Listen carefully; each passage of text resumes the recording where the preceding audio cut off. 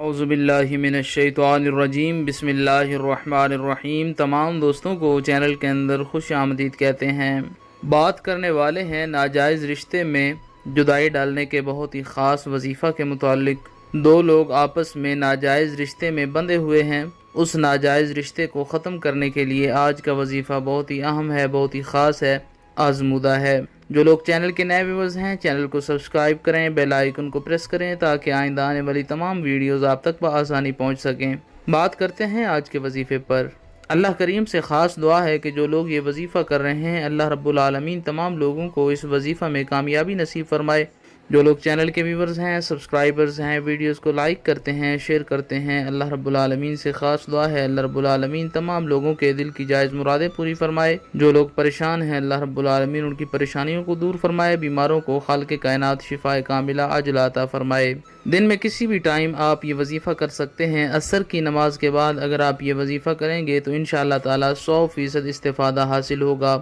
باوضو ہو کر بسم اللہ الرحمن الرحیم پڑھیں۔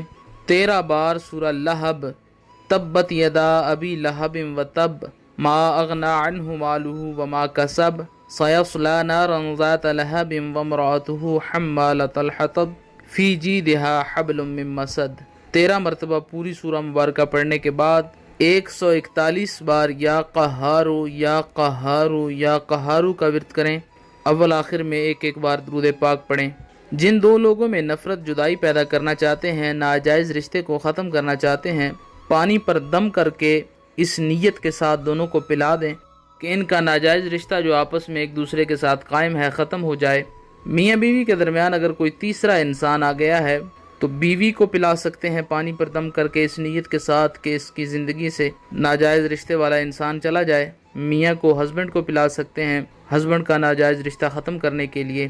دو لوگوں کے اوپر سامنے سے پھونک مار سکتے ہیں تعلق کو ختم کرنے کے لیے، ناجائز رشتے کو توڑنے کے لیے۔ دو لوگوں کی تصاویر کے اوپر 7 بار پھونکے ماریں۔ جو لوگ آپس میں ایک دوسرے کے ساتھ ناجائز طور پر رشتہ بنائے ہوئے ہیں، انشاءاللہ تعالی ہر قسم کا ناجائز رشتہ ختم ہو جائے گا۔ 7 دن تک وظیفہ کو جاری رکھیں۔ مزید ویڈیوز اور اپڈیٹس کے لیے چینل کو وزٹ کریں۔ السلام